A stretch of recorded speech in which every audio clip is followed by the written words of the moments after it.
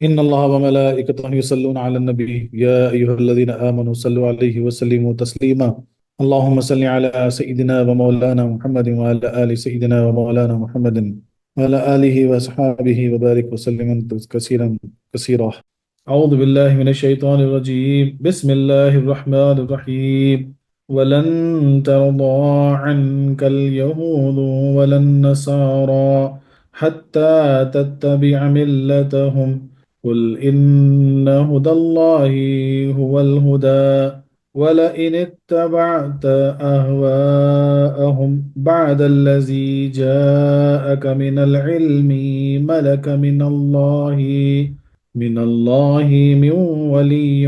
ولا نصير صدق اللہ العلی العظیم۔ اور ہرگز نہیں راضی ہوں گے تم سے یہودی اور نہ عیسائی یہاں تک کہ پیروی کرو تم دین ان کی تم فرما دو تحقیق ہدایت اللہ کی وہی ہدایت ہے، اور البتہ اگر پیروی کریں تو نفسانی خواہشات کی ان کے پیچھے اس کے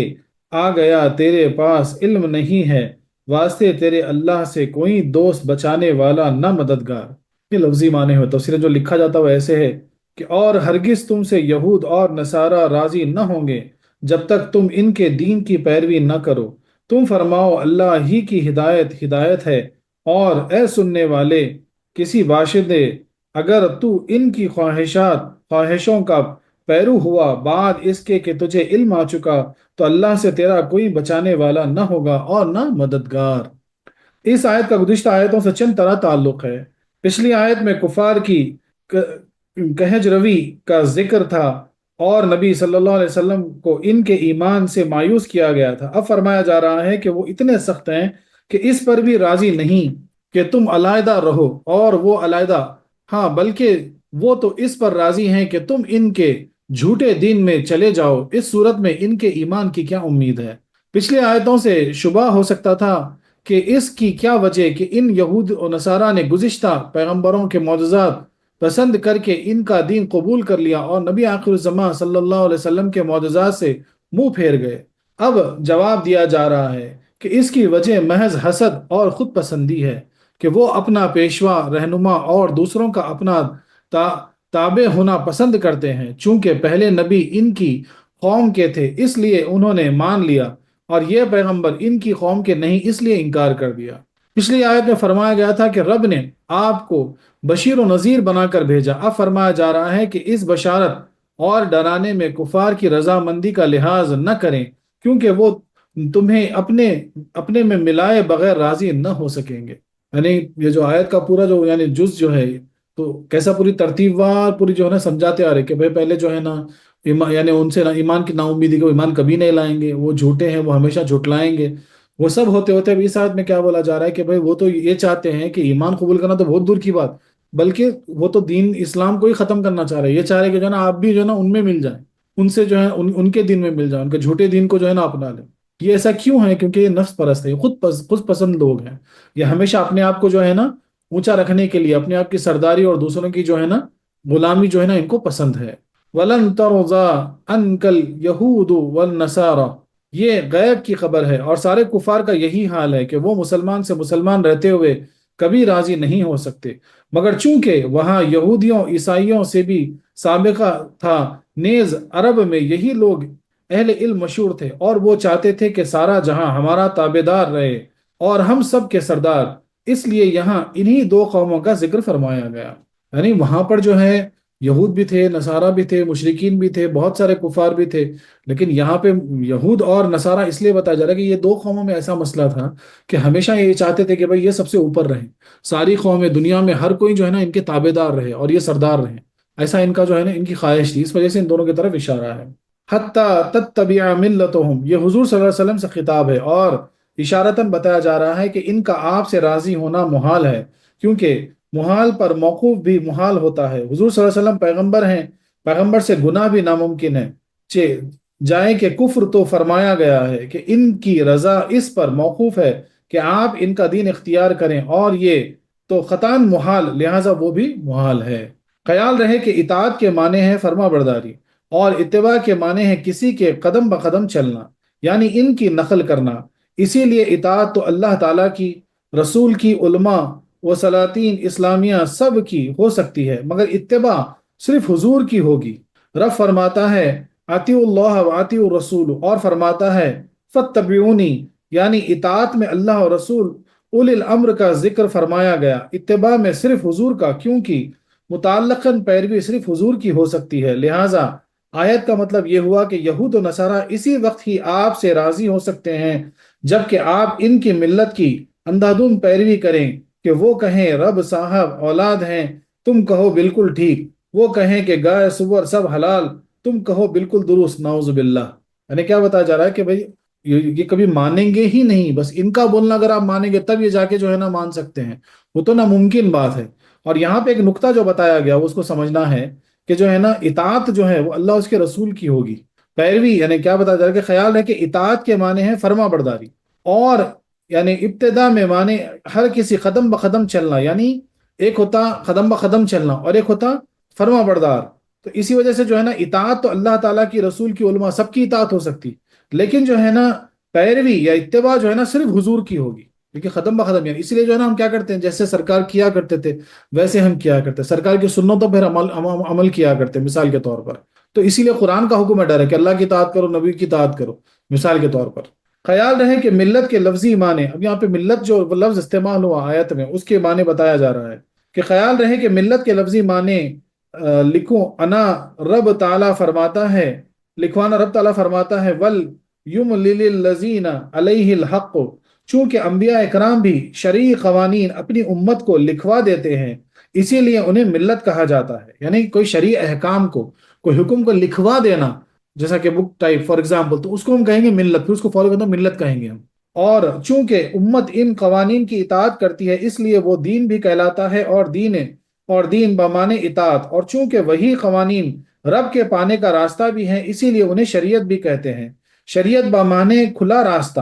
شریعت کے معنی کیا ہے؟ کھلا راستہ۔ رب تعالیٰ فرماتا ہے شرعتم ومنہاجا،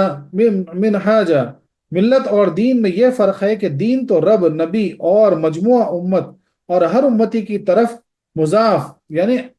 ایڈ کر دیا گیا ہو سکتا ہے، مگر ملت کی نسبت ہر امتی کی طرف نہیں ہوتی، صرف رب تعالیٰ، پیغمبر اور ساری امت کی طرف ہو سکتی ہے،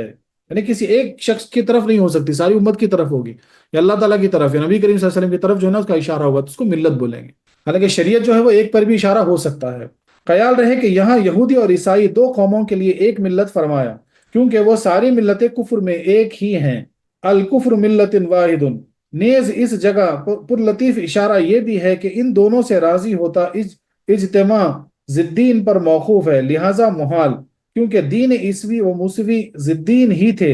اور ایک شخص ایک وقت میں عیسائی یا یہودی نہیں بن سکتا، یعنی یا تو یہودی ہوگا یا عیسائی ہوگا، اس لیے جو ہے نا ایک نہیں بن سکتی، اس لیے ان دونوں کو بھی جو ہے نا ملت کہہ دیا، ملتیں کہہ دیا گیا۔ دونوں بھی جو ہے نا اس وقت ضد پہ قائم تھے، حالانکہ دین موسوی بھی جو تھا وہ بدل دیا تھا، تورات ساری بدل دی گئی تھی، انجیل ساری بدل دی گئی تھی، تو نہ وہ اوریجنل تورات کو فالو کر رہے تھے نہ اوریجنل انجیل کو فالو کر رہے تھے، جو موسیٰ علیہ السلام لے کے آئے، جو عیسیٰ علیہ السلام لے کے آئے، وہ تو کبھی کے جو ہے نا بدل دیا گیا، اب وہ صرف اپنے ضد کو فالو کر رہے تھے، اپنے ضد کو جو ہے نا قائم تھے۔ قل ان ھدی اللہ ھدی الھدی هو الہدا، اس میں ان دونوں کا کامیابی سے مایوسی فرمایا گیا ہے، یعنی آپ اعلان فرما دو کہ اللہ کی ہدایت یعنی اسلام ہی سچی ہدایت ہے، پیغمبر سے کیوں کر ممکن ہے کہ وہ حق کو چھوڑ کر باطل اختیار کرے، اگرچہ وہ دونوں دین بھی اللہ تعالیٰ کی ہدایت تھے، لیکن ان کے منسوخ ہو چکنے کے بعد ان کی پیروی کرنا گمراہی ہے، نیز تم نے ان میں بہت ملاوٹ کر دی جس سے وہ اللہ کے دین نہ رہے بلکہ وہ تمہاری خود ساختہ خواہشات بن گئے ہیں۔ خیال رہے کہ اس جگہ یا تو پہلی ہدایت سے اسلام اور دوسری ہدایت سے ہدایت حقیقی مراد ہے، کیونکہ لفظ جو آیت میں جو لفظ استعمال ہوا وہ کیسا دو بار ہدایت آیا، قل ان الہدی اللہ، پھر هو الہدا، دو مرتبہ آیا، تو یہاں پہ اشارہ دیا جا رہا ہے کہ ہو سکتا ہے کہ جو ہے نا پہلی ہدایت اسلام اور دوسری ہدایت ہدایت حقیقی مراد ہے، یا اس کے برعکس، یعنی یا پہلی ہدایت حقیقی بعد میں اسلام بھی ہو سکتا ہے، ہدایت حقیقی اسلام ہی ہے، اور تمہارے ادیان ہدا نہیں بلکہ ہوا ہے، خواہشات نفسانی، ہوا کس کو کہتے ہیں؟ خواہشات نفسانی کو کہتے ہیں، یا ہویا بولو یا ہوا بولو، بلکہ اگر یہاں قل میں نبی کریم صلی اللہ علیہ وسلم سے خطاب ہے تو ہدی اللہ سے مراد الہامی ہدایت ہے جو حضور کو اول ہی سے دی گئی، جس کی وجہ سے آپ ظہور نبوت سے پہلے بھی تمام برائیوں سے محفوظ رہے، ہر نیکی، نماز وغیرہ ادا کرتے، یعنی اللہ کی وہ ہدایت جس پر میں پیدا کیا گیا ہوں وہ سچی ہدایت ہے۔ اور اگر قل میں مسلمانوں سے خطاب ہے تو ہد اللہ سے مراد یا تو اسلام ہے، یا قرآن، یا حضور صلی اللہ علیہ وسلم کے فرمان، یا خود حضور صلی اللہ علیہ وسلم کی ذات ہے۔ تو ایسا ہو سکتا ہے اگر نبی کریم صلی اللہ علیہ وسلم کی طرف اشارہ ہے تو جو ہے نا جو ہدایت پہ آپ بھیجے گئے تھے اور بعد میں پھر جو ہے نا جو ہدایت دی گئی، مثال کے طور پر جو قرآن آیا اس طرف اشارہ ہے، اور اگر مسلمانوں کی طرف اشارہ ہے تو ہو سکتا ہے جو ہے نا ایک تو اسلام کی طرف اشارہ ہے، دوسرا جو ہے نا ہدایت کس کی طرف، یا قرآن کی طرف، یا جو ہے نا نبی کریم صلی اللہ علیہ وسلم کے احکام کی طرف، یا خود نبی کریم صلی اللہ علیہ وسلم کی طرف اس کا اشارہ ہے۔ وَلَئِنِ اتَّبَعْتَ أَهْوَاءَهُمْ، بعض مفسرین نے فرمایا ہے کہ یہ حضور صلی اللہ علیہ وسلم سے ہی خطاب ہے، یعنی اگر بالفرض محال آپ ان کی خواہشات کی پیروی کریں، جیسے لو کان للرحمن ولد، نہ خدا کا بیٹا ہونا ممکن اور نہ حضور صلی اللہ علیہ وسلم کا ان بے دینوں کی طرف مائل ہونا، یعنی بولتے نا بھائی کہ جب خدا کا بیٹا ہی ناممکن ہے تو سرکار بھی وہاں ان کے ساتھ ملنا ناممکن ہے، ایسی بات۔ قضیہ شرطیہ محض تعلق بتاتا ہے، اسے مقدموں کے امکان سے کوئی تعلق نہیں، مگر خزائن الفان میں فرمایا گیا یہ امت سے خطاب ہے، یعنی اے مسلمانوں اگر تو نے یہ حرکت کی اس صورت میں کوئی اعتراض ہی نہیں پڑتا۔ تو ہو سکتا جو نا یہ امت کی طرف بھی اشارہ ہو، اور اگر ویسا ہے تو بولے پھر اس میں جو ہے نا کوئی فرق نہیں پڑتا۔ خیال رہے کہ انہوں نے ہوا کی جمع ہے، یعنی خیال رہے کہ اہوا ہوا کی جمع ہے، جس کے لغوی معنی ہیں اوپر سے نیچے کرنا یا اڑنا پھرنا۔ رب فرماتا ہے او تہوی بہ الریح، اصطلاح میں نفسانی خواہش کو بھی ہوا کہتے ہیں کیونکہ وہ بھی انسان کو نیچے گراتی ہے۔ شریعت میں گمراہ کن خیالات کو ہوا کہتے ہیں، اسی لیے گمراہوں کو اہل ہوا بھی کہا جاتا ہے، چونکہ ان دونوں دینوں سے حقانیت نکل کر ان میں نفسانیت شامل ہو گئی تھی، اس لیے انہیں اہوا فرمایا گیا۔ ان کے اس خیال کو کہ حضور علیہ الصلوۃ والسلام ان کی پیروی کریں اہوا کہا، اور چونکہ ان میں سے ہر ایک شخص کی یہ خواہش تھی اس لیے جمع بولا گیا۔ بعد الذی جاءک من العلم، علم کے معنی ہے کسی چیز کا صحیح جاننا، یہاں تو اس سے قرآن مراد ہے، یا اسلامی قوانین، یا ان دینوی قوانین کا منسوخ ہو جانا، یعنی اے مسلمانوں اگر تو نے قرآن یا احکام اسلام یا یہود نصرانیت کا بطلان جان کر پھر اس کے پیروی کی تو ملک من اللہ من ولی والنصیر ولا نصیر، تمہارے لیے خدا کی طرف سے نہ سفارش دوست مقرر ہے نہ کوئی مددگار جو کہ تمہیں عذاب الہی سے بچا سکے۔ خیال رہے کہ ولی اور نصیر میں یہ فرق ہے کہ ولی جو دوستی اور آشنائی کی وجہ سے مدد کرے مگر اس کی کامیابی یقینی نہ ہو۔ ولی کس کو کہتے ہیں؟ بولے ایسا دوست جو ہے نا قربت کی وجہ سے وغیرہ کی وجہ سے مگر اس کی مدد کرے لیکن اس کی کامیابی یقینی نہیں۔ نصیر وہ جس کا کامیاب یقینی ہو اگرچہ وہ اجنبی ہو، لہٰذا ان دونوں میں عموماً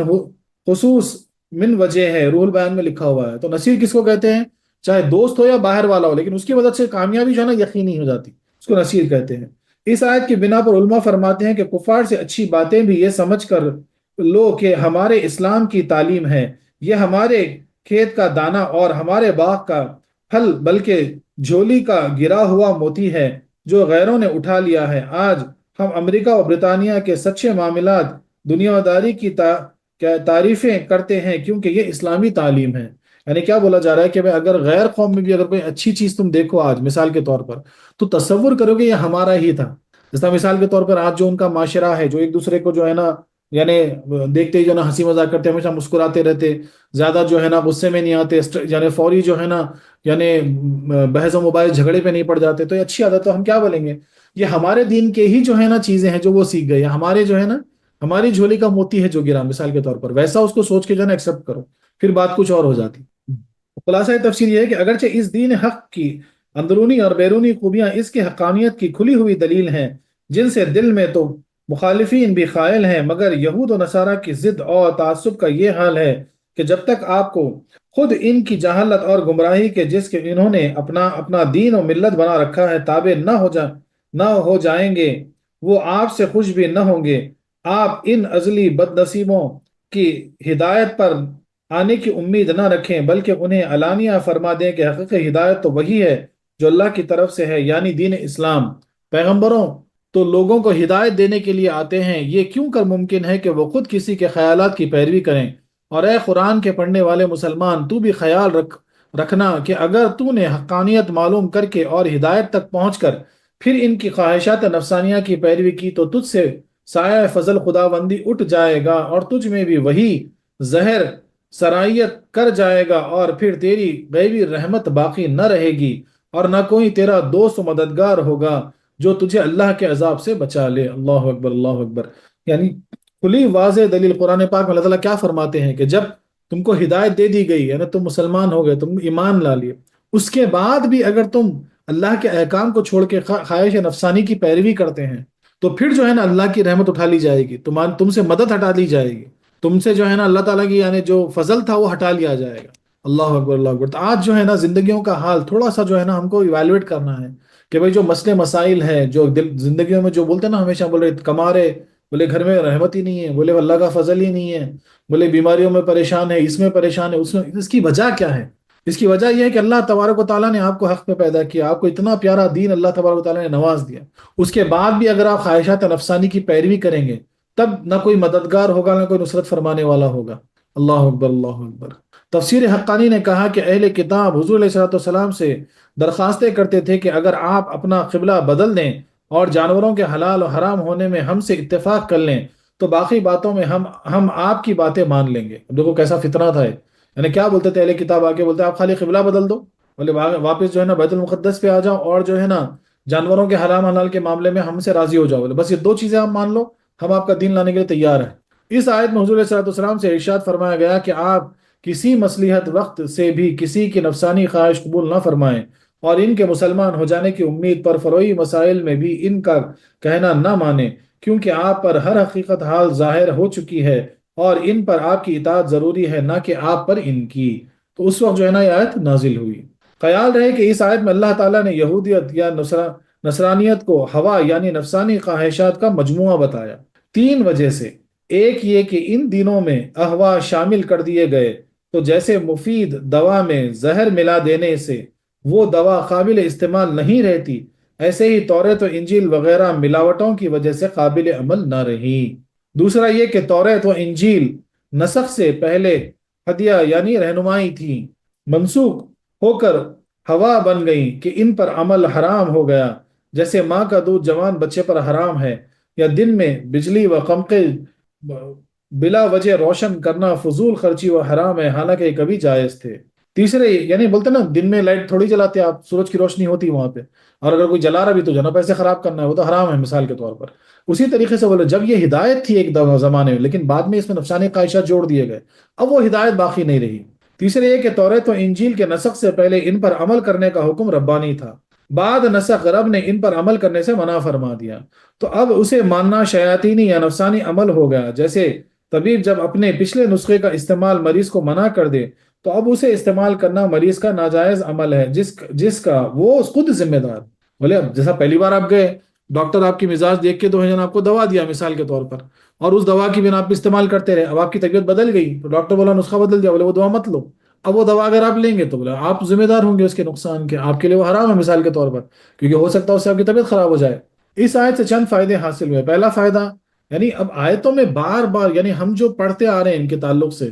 کیوں ایک بار یعنی ایک چیز سے اللہ تبارک تعالیٰ بتاتے جا رہا ہے۔ پہلے جو ہے نا بولے کہ کبھی نہیں مانیں گے، بولے غمگین مت ہو، پھر بولیں گے ایمان نہیں لائیں گے، بولے مایوس مت ہو، پھر کیا بولے کہ بھائی ان کا وہ بھی نہیں ہے، وہ تو فساد ڈالنے لگ گئے، صحابیوں کو بھٹکانے لگ گئے، بولے کیسے ان کی ملت کو توڑے مثال کے طور پر اس پہ لگ گئے، پھر وہاں وہ ظاہر ہوا، پھر بعد میں جو ہے نا منافق بن کے اپنی جماعت میں شامل ہو گئے، وہ ظاہر ہوا، پھر اب کیا بولے کہ بھائی نہیں ان کو مسلمانوں کو ہی ختم کرو، بولے تم آگے ہمارے دن میں مل جاؤ۔ تو اللہ تعالیٰ کیا بول رہا ہے کہ بھائی یہ ایمان والے نہیں ہیں، لانے والے نہیں ہیں۔ فروعی مسائل یعنی ایسے مسائل جو فرض نہیں ہے اس پہ بھی ان پہ اگری مت کرو، بولے اپنی جو ہدایت، اپنا جو عمل، آپ کو جو ہدایت دے دی گئی بس اس پہ قائم رہو۔ لیکن ہوتا کیا کہ ان چیزوں سے ہم کو تھوڑے نسخے یعنی ہم کو جو ہے نا یعنی نقطے مل جاتے، مثال کے یہاں کیا نقطہ ملا کہ دین پر آنے کے بعد، مومن ہونے کے بعد، اسلام قبول کرنے کے بعد اگر نفسانی خواہشات کی پیروی کریں گے تو اللہ کی رحمت ہٹا لی جائے گی، اللہ کا فضل رک جائے گا، کوئی مددگار نہیں ہوگا، کوئی نصرت کرنے والا نہیں ملے گا، پھر دنیا ہو یا آخرت ہو۔ تو ایویلویٹ کرنا ہے اپنی زندگیوں، کیسے ہم ان خواہشات سے دور ہٹیں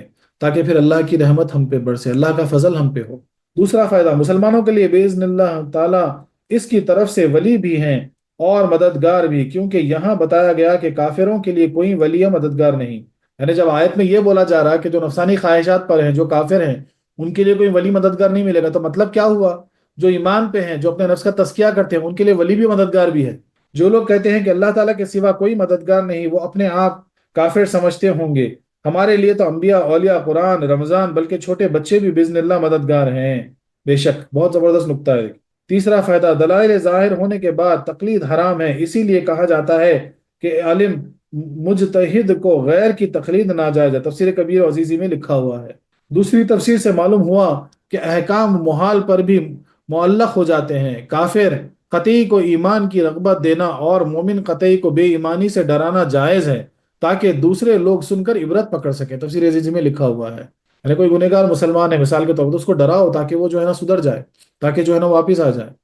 پانچواں فائدہ، علم الہی سے اسباب باطل نہیں ہوتے۔ رب کو خبر ہے کہ زید قتل ہوگا، مگر اس کے قاتل کو پھر بھی پھانسی دی جائے گی، اور قانون یہ بنایا جائے گا کہ قتل کا بدلہ قتل ہے۔ دیکھو نبی کریم صلی اللہ علیہ وسلم بلکہ صدیق اکبر و فاروق اعظم وغیرہ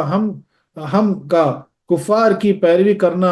قریباً ناممکن تھا، لیکن پھر بھی اس پر عذاب کو معلق کر دیا گیا۔ تفسیر عزیزی میں لکھا ہوا، یعنی اس آیت کے جو معنی لکھے ہوئے ہیں کہ وہ تو کبھی کر ہی نہیں سکتے، لیکن پھر بھی بولا گیا کرو گے اگر تو پھر عذاب ملے گا کر کے بولا گیا مثال کے طور پر۔ چھٹا فائدہ، مجذوب لوگ علم الہی پر نظر کرتے ہیں، اسباب چھوڑ دیتے ہیں، مگر سالکین اس آیت کو دیکھ کے اسباب پر عمل کرتے ہیں۔ یعنی مجذوب رب کی قدرت کو دیکھتے ہیں اور سالکین اس کی حکمت کو، اسی لیے سالک مجذوب سے افضل ہے۔ یعنی جو مجذوب جو لوگ ہوتے ہیں مثال کے طور پر، جن کے حواس کھو بیٹھتے ہیں، بس وہ اللہ ہی اللہ میں کھو جاتے ہیں، اپنے حواس چھوڑ دیتے، نہ کھانے کی ہوش، نہ رہنے کی ہوش، نہ کپڑوں کا، ان کو مجذوب کہا جاتا۔ اور سالک کسے کہا جاتا ہے؟ جو جیسا کہ جو راہ تصوف میں جو ہے نا اللہ کی راہ میں گامزن ہیں، علم حاصل کر رہا تھا کہ اللہ کی معرفت تک پہنچے، اس کو سالک کہا جاتا۔ تو سالک جو ہے نا ہمیشہ کہاں اس کی نظر ہوتی؟ اللہ کی حکمت پہ نظر ہوتی۔ اس وجہ سے جو ہے نا سالک مجذوب کی نظر کس پہ ہوتی؟ اللہ کی قدرت پہ ہوتی، اور سالک کس، اس کے اللہ کی حکمت پر ہوتی۔ اس وجہ سے سالک کا درجہ جو ہے نا مجذوب سے بڑا ہے۔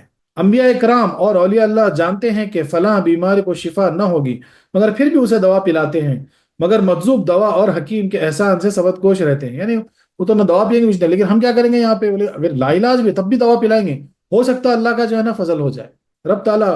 بے خبر پر عذاب نہیں بھیجتا، یہاں جو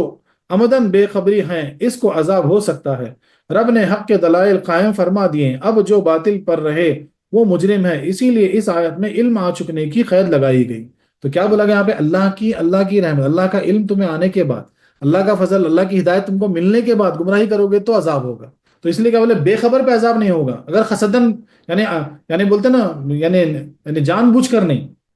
اگر جان بوجھ کر اگر جو ہے نا بے خبر ہے تو عذاب آ سکتا، لیکن جو ہے نا جان بوجھ کر نہیں، اس کے باوجود جو ہے نا اگر بے خبر ہے تو ہو سکتا عذاب نہ ہے، اسے چاہیے کہ علم حاصل کریں۔ اب یہاں پر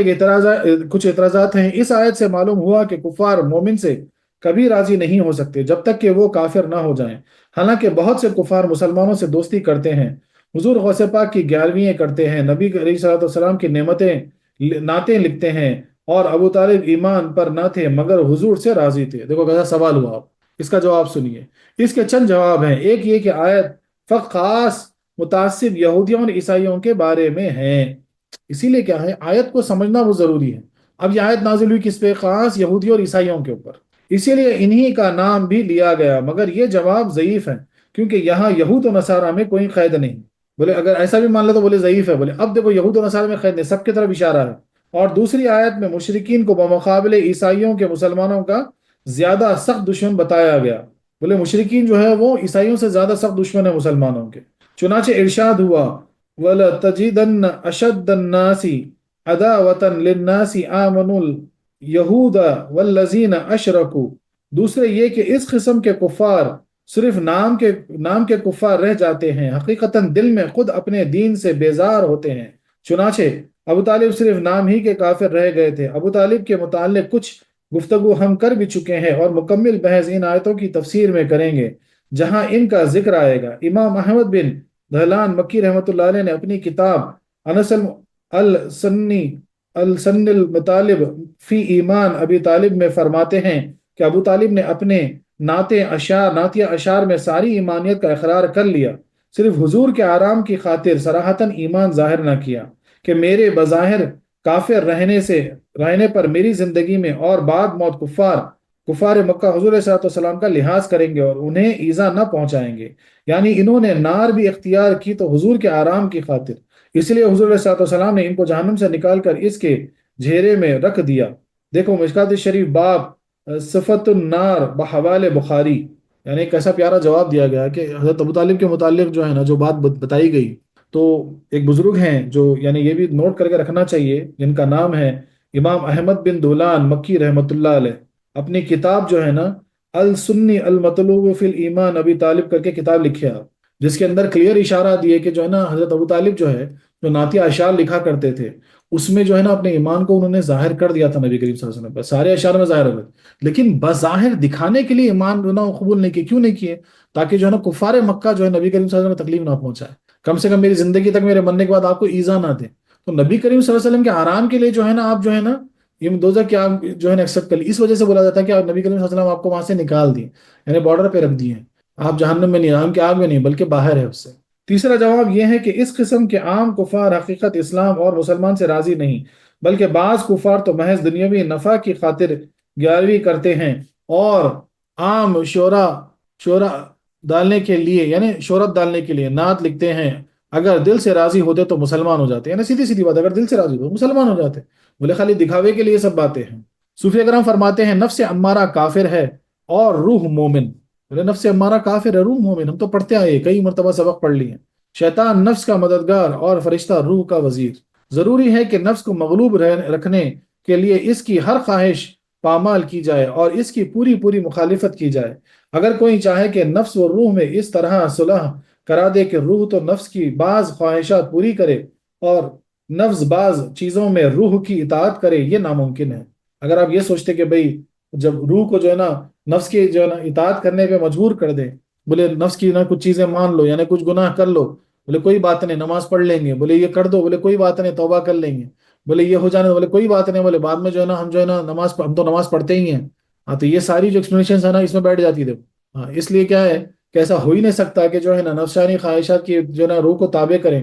اور بولے پھر روح نفس جو ہے نا روح کے بھی تابع ہو جائے، کچھ ایسا ہو ہی نہیں سکتا۔ نفس امارہ روح سے اس وقت تک راضی نہیں ہو سکتا جب تک کہ اسے بالکل اپنے ہی رنگ نہ کر لیں، بولے بالکل اپنے جیسا رنگ نہ کر لیں اس کو، یعنی جیسا وہ کالا ہے روح کو ویسی کالی کچلی میلی نہ کر دے، بولے وہ راضی نہیں ہوگا۔ نفس اسی شیر خوار بچے کی طرح ہے کہ اگر اس کے بعض ضدیں پوری کی جائے تو اور زیادہ ضدی بنتا ہے، اور اگر مہربان دایا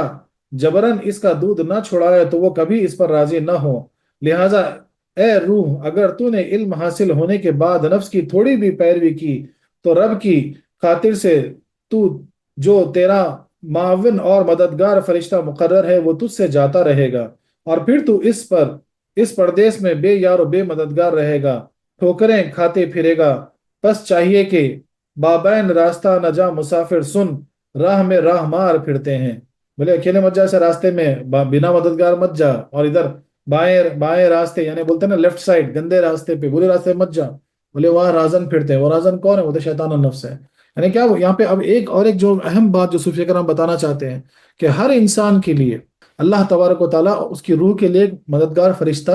نازل فرماتے ہیں، اور اگر روح نفسانی خواہشات کی ملوث ہو جائے تو اس وقت جو ہے نا اس فرشتے کو ہٹا لیتا ہوں، جیسے بالکل اس چیز میں بتائی، اس سے باطلی نقطہ جو ہے آیت کا یہ ہے کہ جو مددگار فرشتہ جو آپ کی مدد کرتا ہے ہر وقت، چاہے وہ دنیائی معاملات ہو، چاہے وہ دینی معاملات ہو، چاہے وہ کچھ بھی ہو، بولے وہ جو مددگار فرشتہ ہوتا وہ کب تک تمہارا مددگار تمہارا مدد کرتا، تمہاری نصرت کرتا، اس وقت تک جب تک کہ جو ہے نا روح کو نفسانی خواہشات کے تابع نہ کیا جائے۔ جیسے ہی نفسانی خواہشات کے تابع روح ہو گئی، یہ مددگار فرشتے کو ہٹا لیا جاتا۔ اللہ اکبر اللہ اکبر، پھر تم اس بیابان میں بے یار و بے مددگار رہ جاتے، اور بھی کٹھن۔ تو تھوڑا سا جو ہے نا ہم کو جو ہے نا ایویلویٹ کرنا ہے اپنی زندگیوں میں کہ کیسے کوئی ولی کو، کوئی مددگار کو ہمیشہ اپنا جو ہے نا ساتھی بنا لے، تاکہ ہمیشہ اللہ کی مدد ملتی رہے، ہمیشہ جو ہے نا ہم کو نصرت ملتی رہے، تاکہ پھر ہم اس بیابان میں جو بے یار و بے مددگار نہ رہیں۔ تو سیدھی سیدھی بات ہے، بائیں راستے نہ جا مسافر سیدھی سیدھی بات، بولے بائیں راستے مت جا مسافر سن، راہ میں راہ مار پھرتے ہیں، بولے وہاں پہ راہ مار پھرتے ہیں، بولے نفس ہے شیطان ہے،